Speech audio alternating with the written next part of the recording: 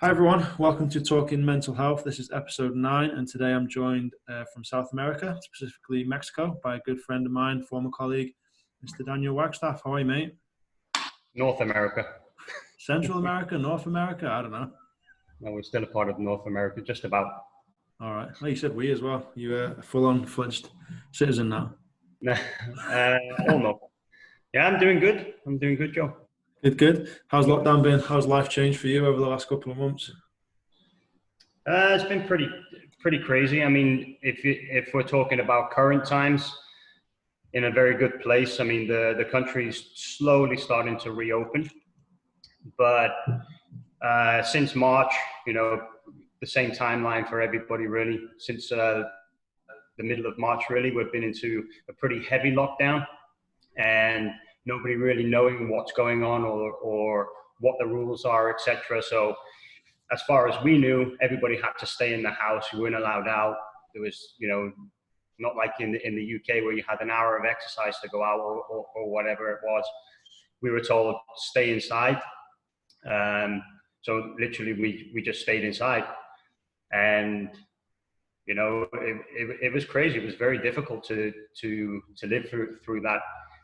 7 days a week being at home, Luca being in school, Raquel being in a job, and then there was no free time to go out and do what you want or have some alone time.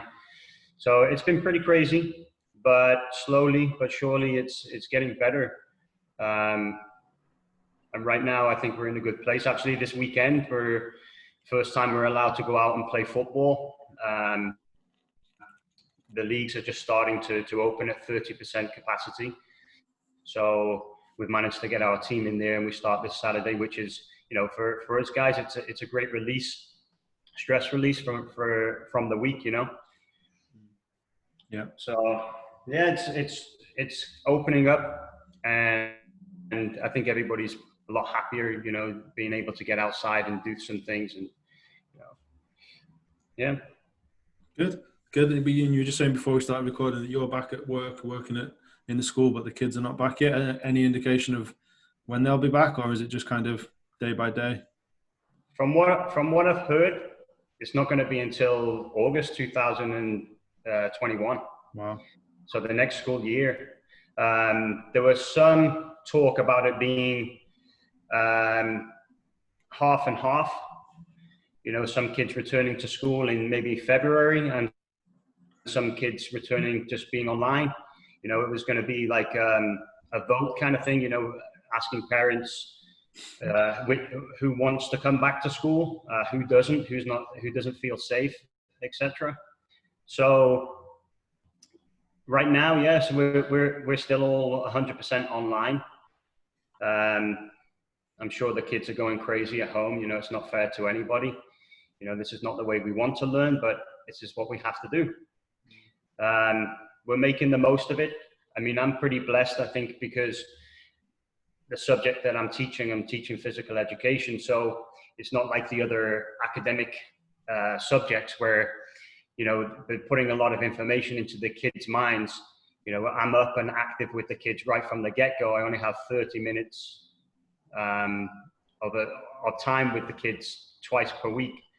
But I make sure that they enjoy it. They're up and they're active, and, just to really release the endorphins, get the body moving, because they've been in isolation for so long. It's very important for me that we didn't overcomplicate our curriculum for them. There's some structure to it, but the objectives really are just for the kids to get up and move, get their minds active, get their bodies moving, so yeah, we're still pretty much working 100% online. Apart from me, I'm in the school grounds, but the kids are all online.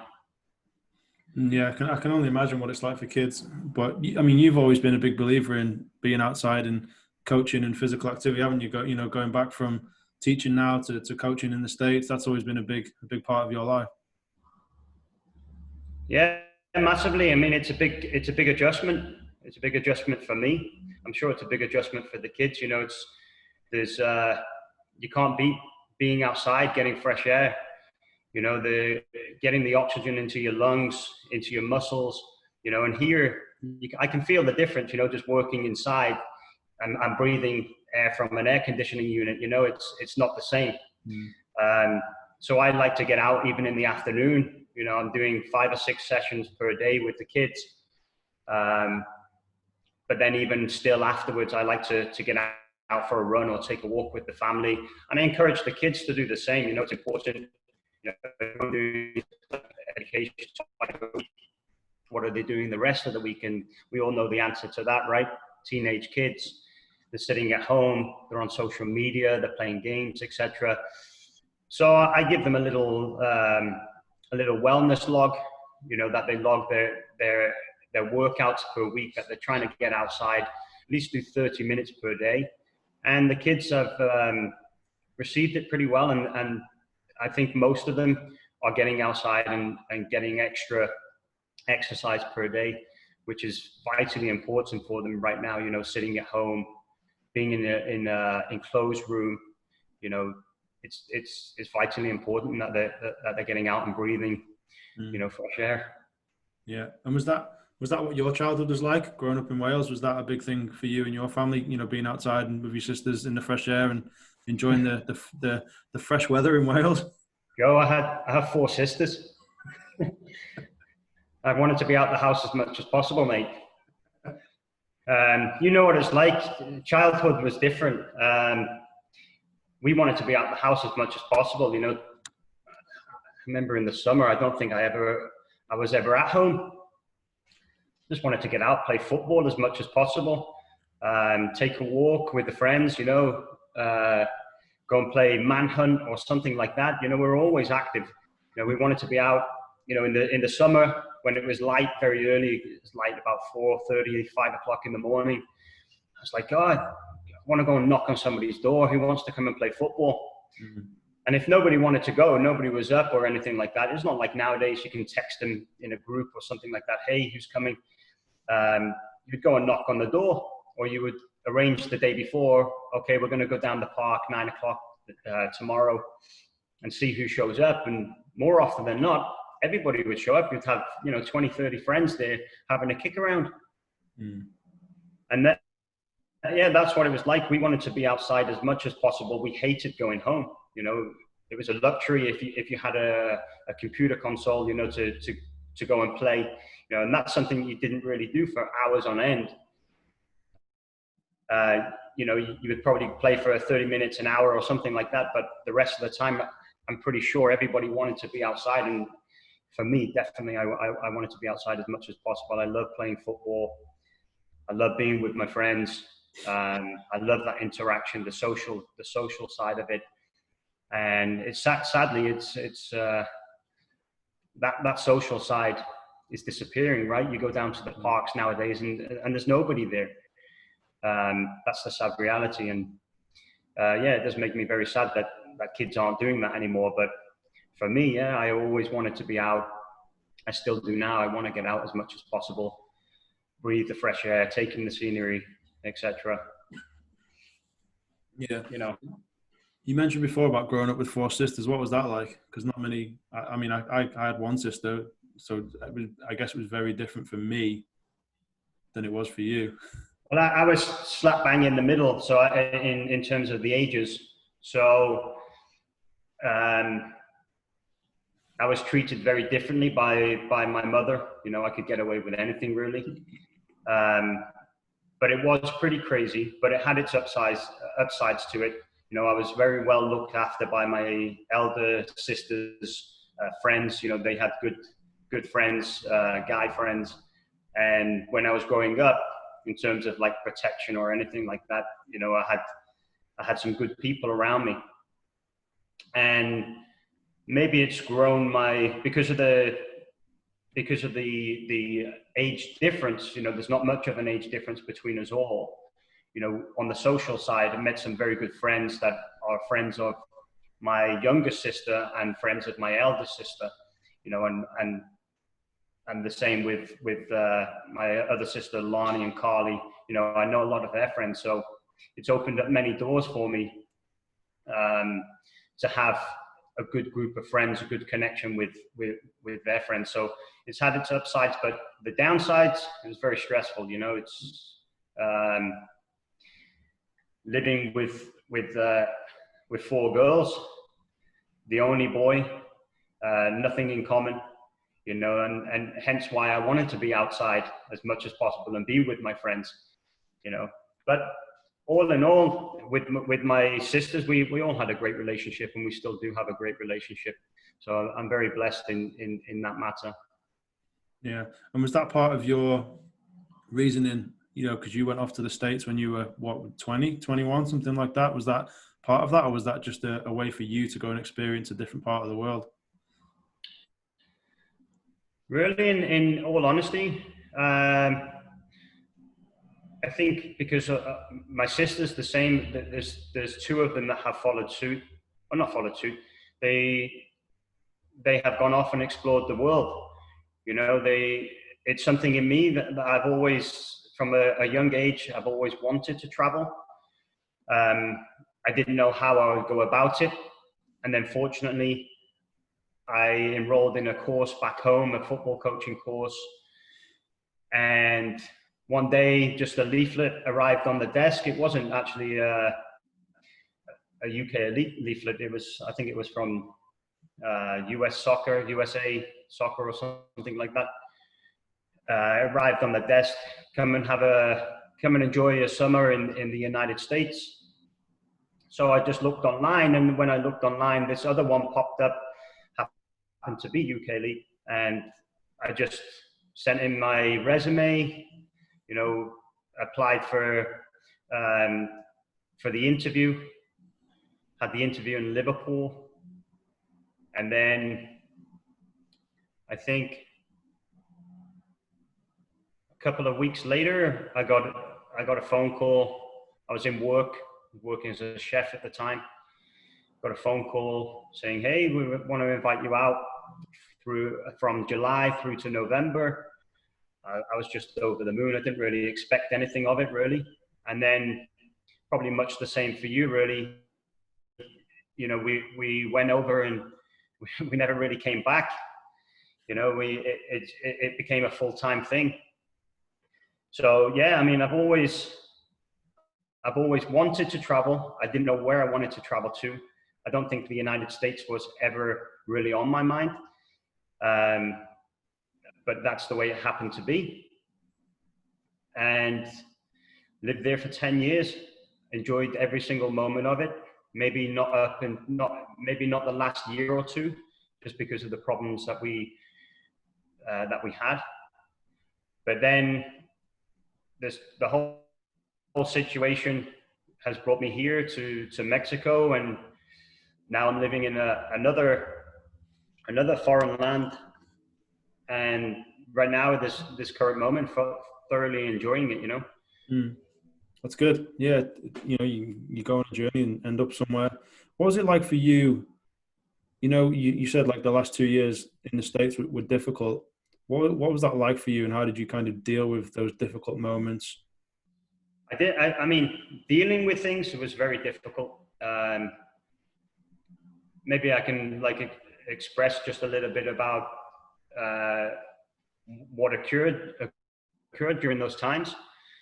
So maybe the end of 2014, you know, we got the news that, you know, my wife was expecting our baby, and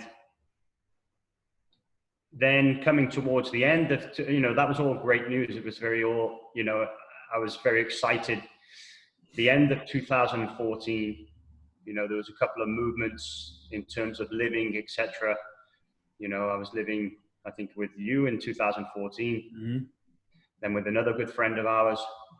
And then towards the end of that, everybody left me. And then I went to go and live with another friend. And then at the end of 2014, my grandma passed away, which was a very low time for me. And then, yeah, I think just during that time, to the end of 2014, just a very depressing time. you know, in all honesty, turned to alcohol a little bit, you know, to relieve any stress, any pain, and in all honesty, didn't really grieve for my grandma. I went home, and at that same time, my new visa had came through, so I had to go to London to get the visa or to have the interview. And I really didn't care at that time. I didn't care. I think I was just numb with everything that was going on. I didn't care if the visa got accepted or not. You know, I just wanted to be left alone. And I went home for the funeral. My family could tell that I was very different at that time. I was completely different. I just wasn't myself, you know, doing things that were completely out of character. Wasn't sleeping. Like sometimes I wasn't sleeping for, you know, 2 or 3 days. And, you know, returned to the United States, still feeling the same way throughout the whole of that 2015 winter, you know, going to training sessions with my team, and just the time was passing. I really didn't care what I did, whether I did a good job or not. I was just focused on, I need to go, get the job done and go home, or just go, show up and then go home. And then really that kind of time, it continued. And then the day where I just completely changed was May 22nd, 2015, which was my son's, the date of my son's birth. I was down here in Mexico for his birth, and my life just completely changed. It just seemed like everything that I'd been going through during that time, all of that weight and everything that was going on in my mind just completely disappeared. It was amazing. And from that day, probably up until March, April this year, I haven't felt any kind of depression since, you know. So in the time in between, obviously we have our day-to-day stuff that we go through, but I can deal with those things, you know. But those 2 times, you know, being the end of 2014, throughout the winter of 2015, and then this current time in March and April, maybe a little bit of May, you know, I've been very, very, very good. But those times were very dark times, but managed to get through them, you know. Mm-hmm. Yeah, and I think that's the most important thing, is it? When you have that dark time, you manage to come out the other end. And, you know, obviously having Luca born was obviously a huge thing for you. You know, it's a life-changing moment, isn't it, having a child? So it's important to know that, you know, you did go through those tough times, but you came out the other end. Because I remember, I think it was the sort of between, you know, like you said, like Christmas 2014 and probably Luca's birth in that May of 2015, you did a lot of traveling back and forth to Mexico, didn't you? Because Raquel was back in Mexico while you were still up in the States. Yeah, fortunately, luckily for me, that the bosses of our old company were very understanding, and they helped me a lot. I have to give them, you know, a lot of credit during that time. They helped me a lot with traveling back and forth. I think I was able to travel every 2 or 3 weeks, and they were able to cover me. They said, whatever you need, let me know. And I think that's important, to have good support behind you. You know, when you have your dark moments, is to have your friends there in whatever way possible, really, you know, whether it's just a message now and again to check in on you, you know, just a friend there to talk to you, whatever. But that was a massive help during that time, and the people that I was surrounded with at that time as well, the likes of yourself, or other good friends, you know, Rob, Richie, all great friends, and helped me a lot during those times. May have not appreciated it as much at the time, But now looking back on it, it was a massive help, you know, because it was a big, huge dark moment for me, and I never really saw the light at the end of the tunnel, so to speak.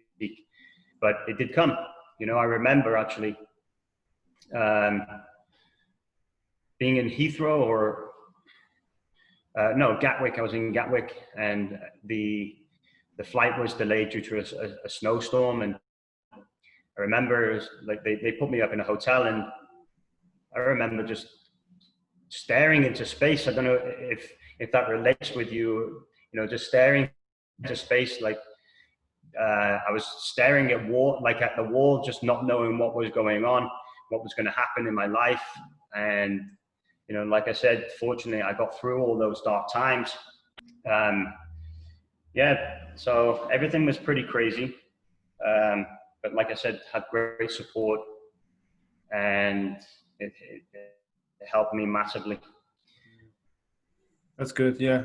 You know, and I think we did have a good core of people there at the time, you know, like you said, yourself, me, Richie, Rob, Ash, you know, there was a nice group of people there that, yeah, we all worked together, but I think we all got on pretty well, and we were all kind of there, supported each other, which I think was, you know, for me, was always a big deal. You know, I don't know if you remember the first year I came out, 2008, when my gran passed away. Yeah.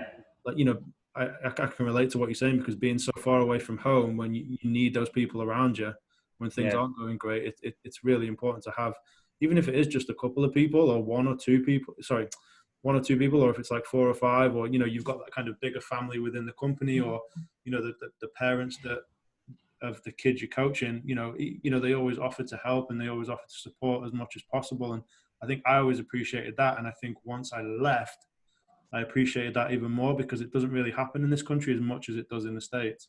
No, I think people are very resistant to opening up. I think it's you can tell me really, like when you offer help to people, especially your friends, or just an ear, or just to talk, you find that the response is not great. You know, because people don't want to talk about their problems. Some people do, and that's often we find that it's strangers that want to open up. You know, I was speaking to a friend the other day, and he said, you know me, I don't open up, I don't talk to anybody, but I'm going through a pretty bad time. Can I call you up? And I haven't heard from the person for, you know, maybe a year or two. Can I call you up and just have a chin wag? And I said, absolutely, yeah, call me up. But you'll see that, right? That people are very closed. You know, they, even if they do have problems, they are very closed. And I find, like you said, when we're in the States, people do want to talk. People are very open. And yeah, it was a massive help being around some good people, like you said, some very good parents at that time. And actually, I found myself opening up to a few parents and not opening up to my very close friends. You know, it's strange, because these people they want to look after you, and they know that something is wrong. You know, they see you, 3-4 times a week, or you go on a tournament and you're with them, all day long. They can see that something's clearly not right. And I remember being down in a tournament 2015 in the middle of the winter. Might have been towards, in the middle of, it must have been February or something like that. And I remember traveling down, it's like down in Maryland, 5 hours or something like that. And I didn't say a word. I was traveling with a parent, didn't say a word the whole way. And got there, and they said, hey, we need to go out and have some dinner, just me and you. Yeah, let's go. So, and then we ended up talking, felt better. So I think that's just very important, to have some good people around you, and to open up as much as possible.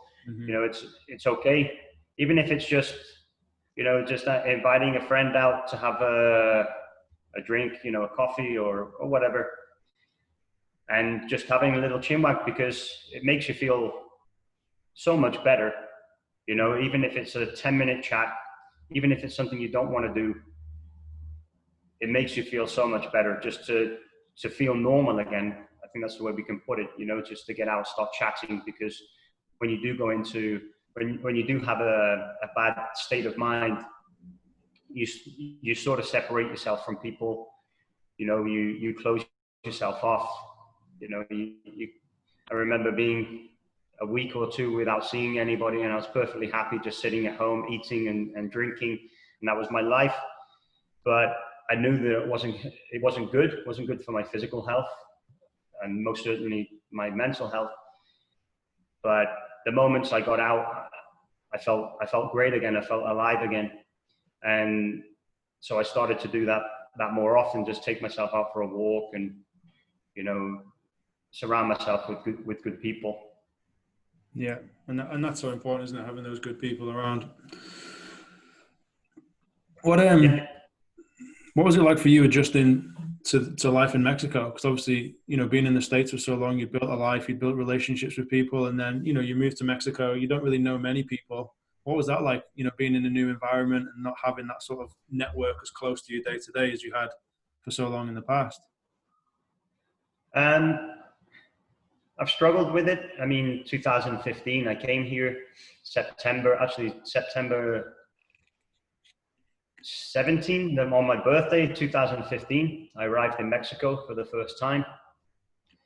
Sorry, not for the first time. I mean, I came here to live for the first time. Mm.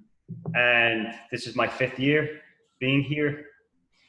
I've struggled a lot with the environment here, with the culture, because things are a lot slower here. Things don't get done. And when you come from the United States and you're used to, you know, being 24/7, being on your phone, you know, always being attentive to something, you know, checking your emails, you know, being ready for a phone call off a parent, off somebody from work, etc. And then when you come here, it's the complete opposite.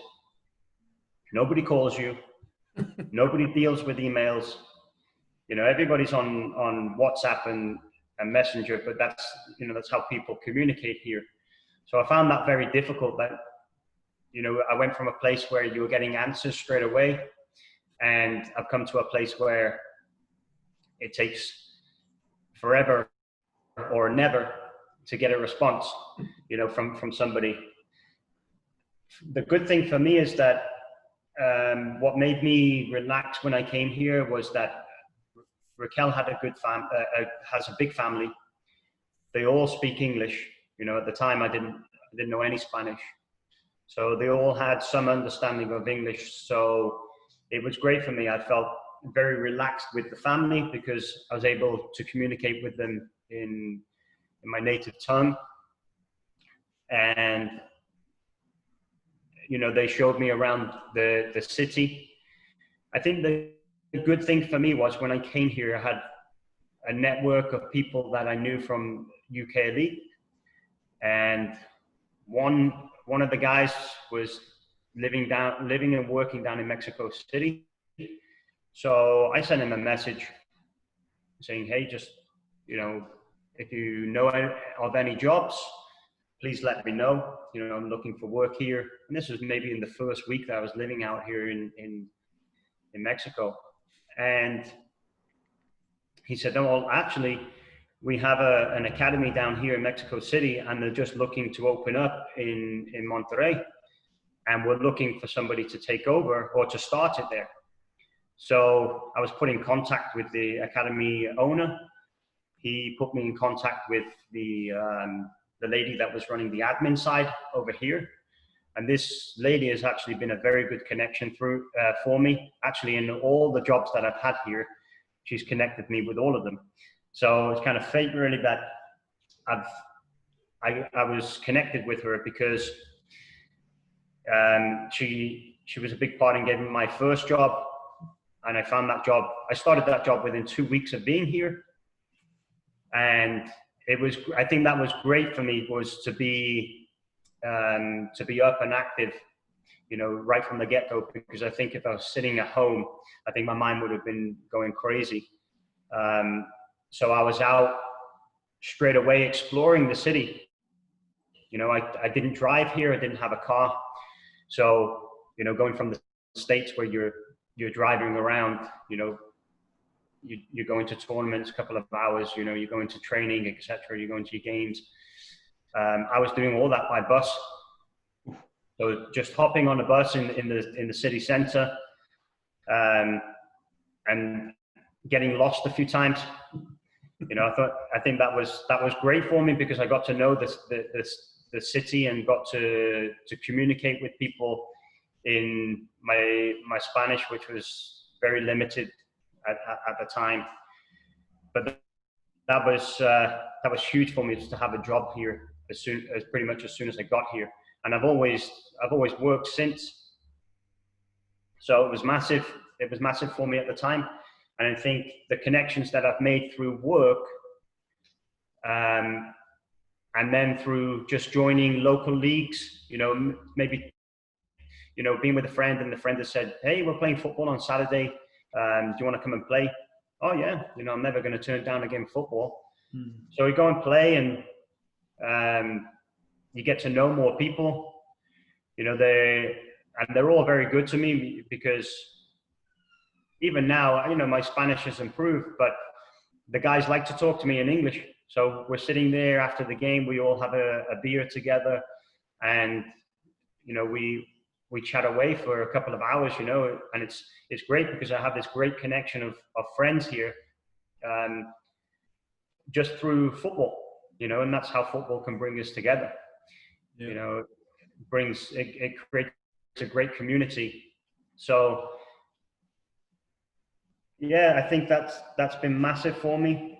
So the adjustment, really, going back to your original question, the adjustment really, in terms of the culture side, has been very frustrating. But now I'm starting to understand the culture, and I'm starting to relax and see how wonderful the people are here. They're very carefree. They go day by day, and I wasn't used to that, but now I am.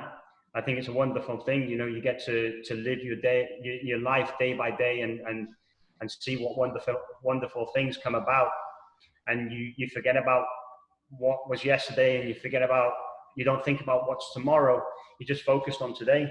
And I think right now, in this moment, where doing the job that I'm doing, because it's very different to what I'm used to. I haven't coached football since March, and that's probably the longest period of my adult life where I haven't coached. But I've gone into physical education, and I don't know, I leave at the end of the day on a real big high. I feel motivated, I feel energetic, which is crazy, because I'm exerting energy for 3-4 hours a day, being active with these kids. And at the end of it, I probably have more energy, and I think that's what I get from the kids. We get that, we feed off each other, and that's what I try to give them. And so right now, with what I'm doing, I feel like I'm in a real good place. And I feel very fortunate to be in that situation. Yeah. Is it, you said before about how people are very just chilled out and it's very laid back. Is that very different to how you thought it was going to be before you went there? Did you have an idea in your mind of, oh, this is what I've heard about Mexico, and these are the kind of stereotypes of Mexican people, or is it exactly how you thought it would be? No, I mean, obviously the media exaggerate everything. The way that Mexico is perceived is a very dangerous place. The people are not nice. It's a third world country, which in many respects it still is. There's a lot of poor people, but they're working class people. Even though they're poor, they're working class people. They'll go out and make money in a very honest way, which is the complete opposite to what people think. I've seen where I live. If you go on the internet and you type in Mexico, you type in any city, and more often than not, whatever has been reported by a foreign country, and it's perceived as a very dangerous place. But to me, it's most definitely not. I've seen nothing. You know, you hear reports of crime now and again, but I've walked the streets. You know, I've been on the buses, and I've seen nothing. I've seen no violence. Everybody's just very, very relaxed. You know, you're sitting on the bus and everybody's quiet. They listen to the music or they're chatting to their friend. But the people here are very friendly. And yeah, it's the complete opposite to what I was thinking. And when I was thinking of, when I was kind of in those moments of where am I going to live, you know, after we had the problems with our visa in the States, and I started exploring, oh, where am I going to live? Am I going to live in the United Kingdom? You know, I thought about living in every single country, wherever is easiest to get in. And unfortunately, you know, our home country is not an easy place to go and live with a foreign family. I know.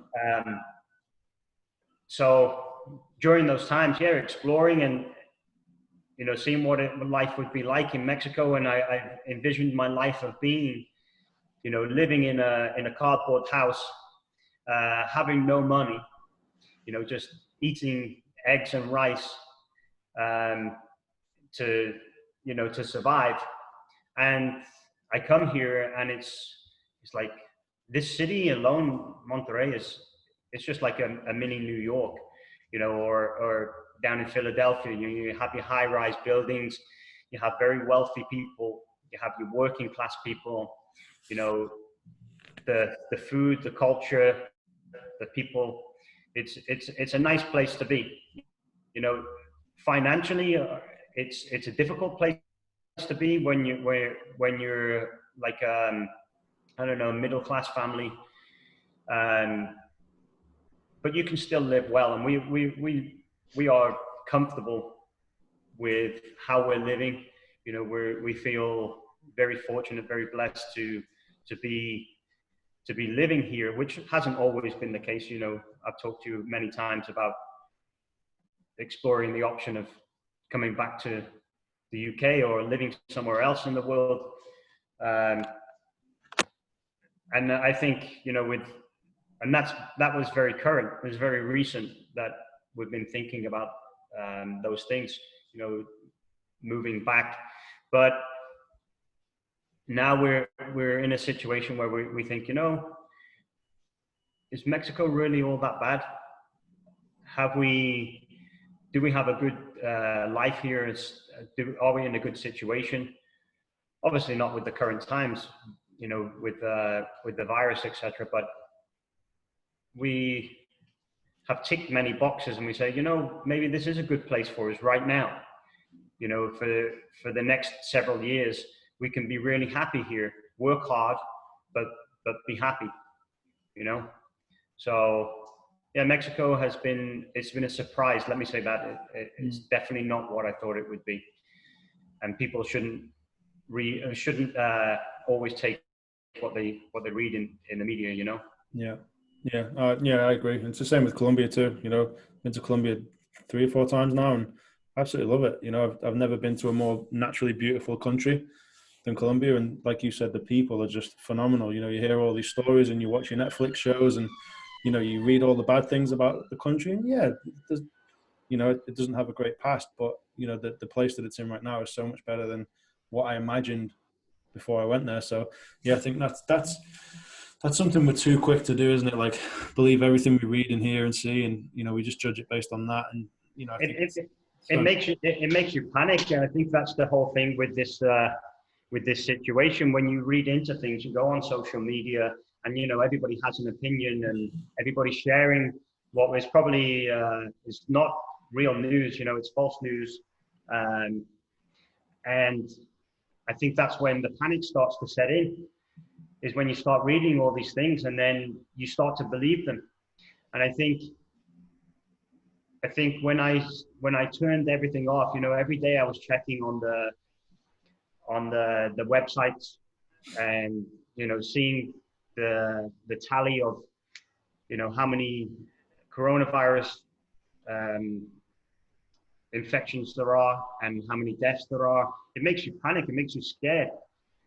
But you know what? Then I turned it off, and I didn't have those thoughts anymore. I didn't have those feelings, you know. And what I decided to do was, I decided to focus just on what my government is telling me, because you can read into what's going on in the United Kingdom, what's going on in the United States, what's going on in New Zealand, and you can say, oh, yeah, that's what they're doing, but I have to focus on what's happening in my country. So I stopped reading, I stopped watching the BBC News, Sky News, and I just focused on what was being given to me here, um, and just focusing on following the local guidelines. Mm. And then what I found out was, when I started to actually read what was happening locally, I found out, well, actually, after about 2 weeks of lockdown, they said you couldn't go out. After about 2 weeks, they said, well, you actually can go out. But I didn't find that out until a month or two later. Yeah, go out, wear your mask. And people here have been wearing their mask like since day one, since March 21st. But yeah, go out, get some fresh air, have some exercise. And that's all came about because I just turned off everything else that I was reading and just focused on what was happening here. And I think that was huge, because we can always compare what's going on, and then you have a conflicted mind, and you say, well, these are our local guidelines or the rules in our country, but this is what the United States are doing. Mm. This is what this country is doing. But no, you have to focus on what's going on in your own country. And yeah, I started doing that, and I felt a lot better for it. It's just going back to the media, really, of twisting things, Mm. and how people can be affected by it. Yeah. And you've been doing a lot of learning through lockdown as well, haven't you? Yeah, I mean, I've tried to, maybe inspired by you. You know, I seen that you were learning some new things, taking a couple of courses, and obviously there's other people that have been doing the same, and some courses that have been opened up at a cheaper rate, or sometimes even free. And it's like, you know what, we have time, why not? You know, that's one thing that we have been given. You know, maybe not what we want to do with our time, we want to be outside, but or living our normal life. But we were given, or have been given, the gift of time to actually refocus and learn. So that's what I took the opportunity to do. Took a couple of courses, and now trying to explore the option of opening up some classes to people. You know, throughout this month, you know, I'm trying to get a couple of people to have a chat with me, really, just for my sake, as well as theirs, because, you know, in no way, shape, or form do I see myself qualified or experienced to give these classes. So I want it to be as much for me to learn. You know, I want to have these opportunities to learn, and from every class that I give, and, you know, how I can make each one better. And everything is, for me, is about the experience. So I want to go through that journey. So yeah, I took the opportunity to study a little bit. Still don't read as much as I should. I'd love to pick up a book, but my mind is always off in another place. You know, I'm always thinking of doing something, you know, whether it's getting out, you know, and obviously unfortunately, we have our phones, which are a distraction now, or your computer. You get onto these things, and you can spend half an hour on these things. So yeah, reading is something I really want to pick up, you know, pick up a book and read the whole thing all the way through, and learn some more. Yeah, so this time it's been a good time to relearn, to learn a little bit more. yeah, so it's been a great opportunity. I'm sure, you know, a lot of people have took the opportunity to do the same. I know that you have. Yeah.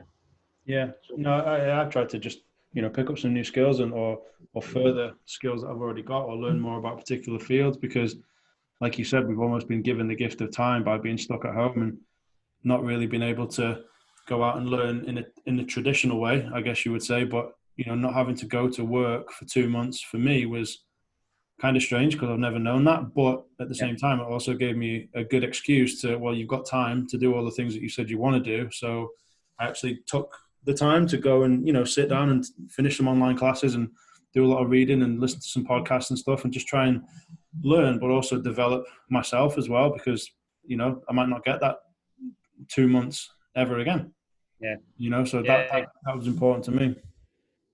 yeah, exactly. It's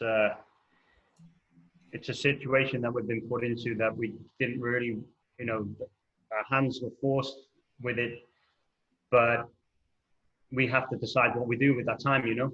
Mm. And some people can decide just to sit and do nothing, you know, and just take care of the families, which is perfectly fine. Um, you know, there's no right or wrong way of how we've spent the time, you know. Some people have chose to pick up a book and to take courses, um, and so yeah, I think it's been massively important to me for my mental health, just to keep my mind occupied with something like that. You know, I've looked after um, my my son, you know, for several hours of the day, and then in the afternoon I have my time. You know, I go out, take a walk, take a run, get on my computer, learn a little bit more. So I try to utilize my time um, in a productive way. You Mm. know, because if I didn't, did, if I did what I was doing in the first place, which was being at home, being with my son, and then at the end of the day, sitting and doing nothing, it was doing no good for physical mental health. Mm. We need to be up and be active, keep our minds going, talk to people, you know, exercise. So we need to be doing all those things to keep ourselves in a good state of mind and a good physical form. Mm-hmm. Yeah, no, I think that's a really nice way to end as well, because you kind of touched upon what you do there to give yourself a little bit of space and a little bit of, you know, keep yourself active, but also, you know, that you said it's important to have those conversations and to read and to just let your mind switch off a little bit and be around people, because, you know, for me, it's like I've realized more and more over the years that the people around you are so important. Yeah. You know, not just any old people, but the people that you spend a lot of time with are the ones that kind of help shape you and kind of guide you through whatever it is that you need support with or you need advice with, because, you know, you can't replace that. No, absolutely you can't.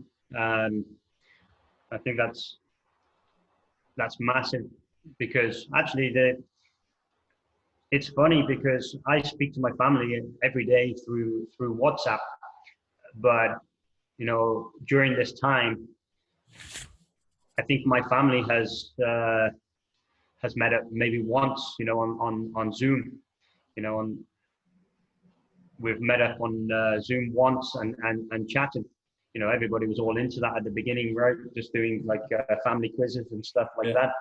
But I'm very close with my family, but it's crazy. I always go back to the people, to my very close friends, my oldest friends, um, to have a good talk with or just connect with, send a message out on Facebook or WhatsApp, and you get a response and you start chatting a little bit and you feel good. I've just connected with this person, haven't spoken to him for a little while, and you feel good. You start to reminisce and think about the times that we had.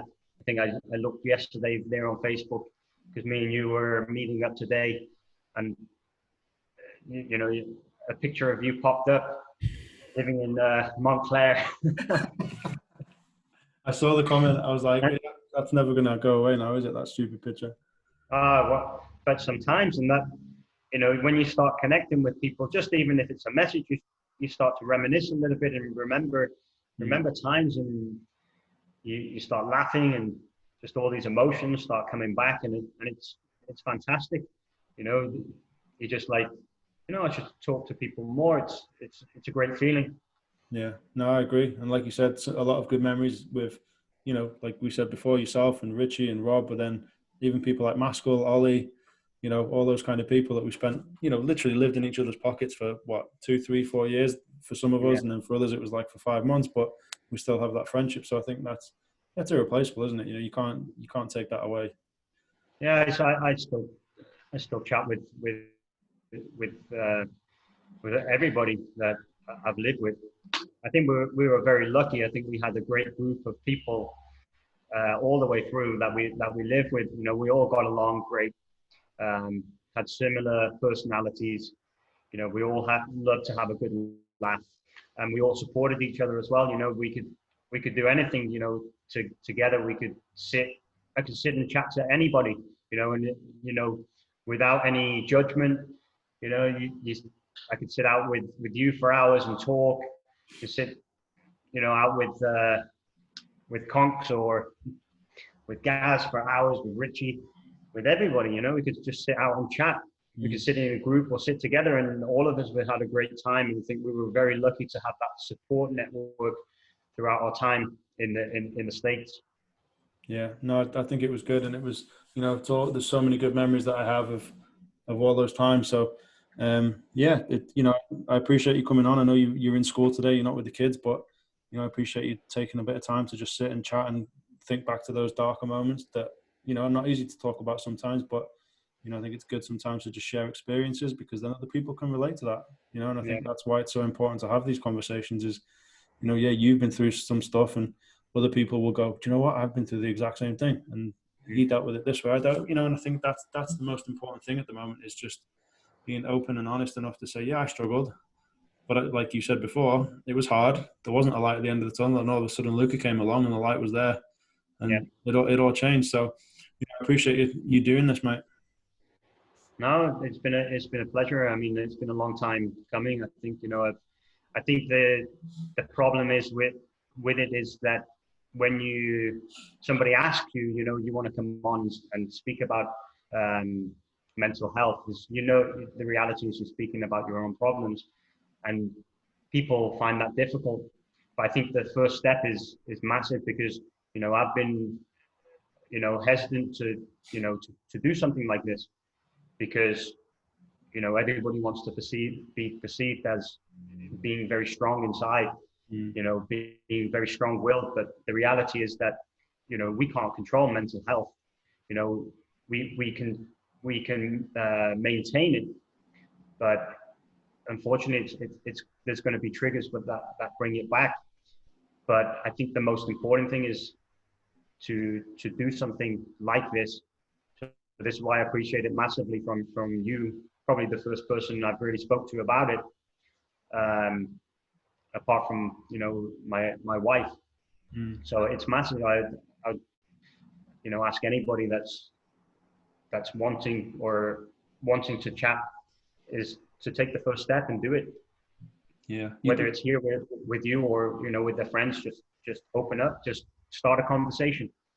Yeah, you'd be amazed how many people I've asked to do something like this with me, and they don't want to do it. And I understand it; it's fine. They're either not in the right place, or they're just maybe a little fearful of what people think. So I appreciate everyone who has done this so far. I mean, we've done nine episodes now, I think, and this is the most recent one. So I appreciate you. Like I said, being open and open to the fact that it was it's not an easy thing to do, but it probably feels a little better knowing that you've actually done it. And hopefully now we can encourage more people to come out and admit that they've struggled, and know that it's not a judgment thing. It's just an expression thing, and it's just maybe you having this conversation with me now might open up somebody to come and talk to you, or come and talk to me, or even just talk to somebody they live with. I don't know, but so yeah, thanks again, mate. I really appreciate you taking the time, and I'm glad you've got through the dark times. No, thank you. I appreciate it, Joe. All right, mate. We'll touch base soon. Yeah. Catch you later, Thanks, Paul. Ciao. bud.